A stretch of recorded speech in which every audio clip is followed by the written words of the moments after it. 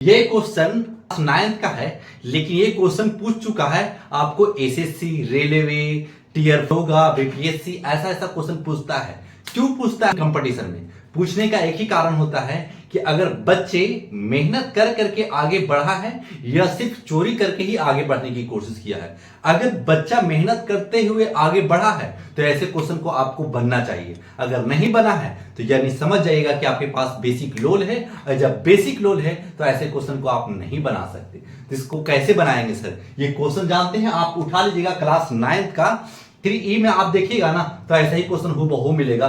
बहुत सारा एग्जाम्पल मिलेगा आपको, बहुत सारा इसमें एक्सरसाइज मिलेगा। अगर ऐसे क्वेश्चन आप किए रहिएगा ना, तभी आपका कंपटीशन निकल पाएगा। तो ऐसे क्वेश्चन को कैसे बनाएंगे, कैसे सीखना है, अगर नहीं सीखे हुए तो जरूर सीख कर जाइएगा, लिखिएगा। और जब कंपटीशन में है तो नो सोल्व लिखने की कोशिश कीजिएगा। क्या करेंगे सर? इसको आपको प्रेमीकरण और रेशनलाइजेशन आना चाहिए। तो कैसे रेशनलाइजेशन करेंगे देख लीजिएगा।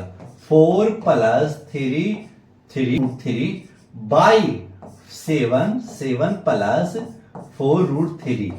अब इसको रेशनलाइजेशन जिसको कहते हैं हिंदी में परिमेयीकरण। तो परिमेयीकरण कैसे करेंगे सर? देखिएगा, काहे कि हिंदी इंग्लिश में भी दिया है और हिंदी में, दोनों में क्वेश्चन लिख दिया है आपको। जिसके आप पसंद करते हैं इंग्लिश में, अगर इंग्लिश मीडियम में से होंगे तो इंग्लिश वाले देख सकते हैं, हिंदी मीडियम से होंगे तो हिंदी मीडियम वाले देख सकते हैं। जैसे में आप क्या करेंगे, अब जो डिजिट डोमिनेटर में रहता है जिसको हिंदी में कहते हैं हर, अब जो नीचे रहता है ना वही डिजिट से ऊपर नीचे मल्टीपल करेंगे।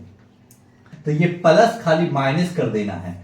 7 - 4√3 बाई 7 - 4√3।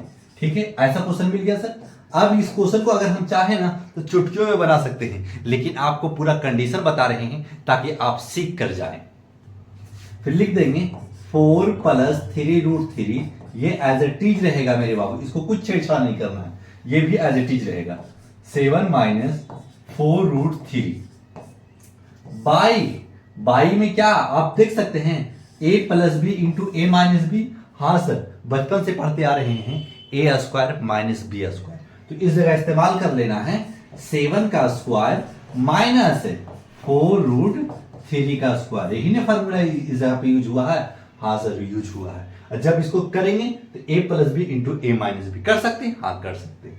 तो अब लिख दीजिएगा। अब क्या करेंगे सर? ऊपर वाला क्या होगा? ऊपर वाला को पहले ऊपर से मल्टीपल कीजिएगा। ये डिजिट दोनों में मल्टीपल होगा, ये डिजिट भी दोनों में मल्टीपल होगा। तो लिखिएगा 27 और 4 16 माइनस है ना, प्लस माइनस माइनस और 4 16 यानी 4 4 जा 16 और √3 है तो √3 लगा दीजिएगा।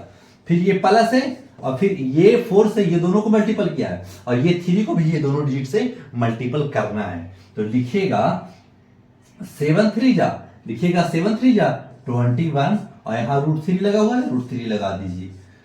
फिर कीजिए इससे मल्टीपल, प्लस माइनस माइनस 4 तिहाई 12। अब देखिए 4 तिहाई 12, 3 और 4 से मल्टीपल किया, 3 सर 3 × √3 √3 3 हो जाता है। तो इस जगह पे ओनली 3 से मल्टीपल कर दीजिएगा, कहें कि √3 × √3 रूट कट हो जाता है। क्लियर? अब नीचे क्या बचेगा सर? नीचे बचेगा मेरे बाबू 7 49 यानी 7 से 49 और इधर 4 4 16। जब 3 का स्क्वायर है यानी 3 रूट में है और इस पे स्क्वायर लगा हुआ है तो 3 स्क्वायर से रूट कट हो जाता है। तो 4 4 16 सोल दिया 48 हो जाएगा। तो 48 दे दिया।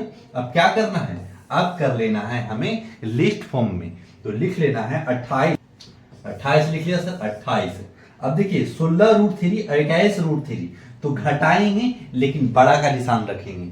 तो 16 में से 21 में से 16 चला जाएगा सर, तो 5 बचेगा। तो लिख दीजिएगा इस जगह पे प्लस 5√3 रूट वाला रहेगा ये, ठीक है ना, रूट कट नहीं होगा, खाली 21 में से 16 घटा देना है। क्लियर? और इधर का हो जाएगा -36 हो जाएगा सर। तो -36 नीचे क्या बचेगा? नीचे 1 बचेगा ओनली। क्यों? काहे कि 49 में से 48 चला जाएगा। फिर क्या बचने वाला है? आप लिख दीजिएगा इस जगह पे 5√3 और 28 में से 36 जाएगा। तो 28 में से 36 जाएगा तो क्या बचेगा सर? 8 बचेगा, कह के 28 और 8 36 हो जाता है। तो 8 बच रहा ना, तो बड़ा का निशान, बड़ा सर बड़ा माइनस में है तो बड़े का निशान दे दीजिएगा -8 है इसमें कोई ऑप्शन में देखिएगा 5√3 सर फर्स्ट में है, आपका राइट आंसर ए में चला जाएगा। अगर आप ऐसे क्वेश्चन को बनाए रहिएगा तो आपके लिए एसएससी, रेलवे, एनटीपीसी, चाहे कोई भी आप सेक्टर में एग्जाम में बैठ रहे होंगे, क्योंकि आपको बेसिक का क्वेश्चन मिलता है। अगर आप बेसिक सीखे हुए हैं तो ऐसे क्वेश्चन को आप बना सकते हैं, सीख सकते हैं और अपने आप को आगे बढ़ सकते हैं। समझ में आ गया होगा तो लाइक सब्सक्राइब कीजिएगा।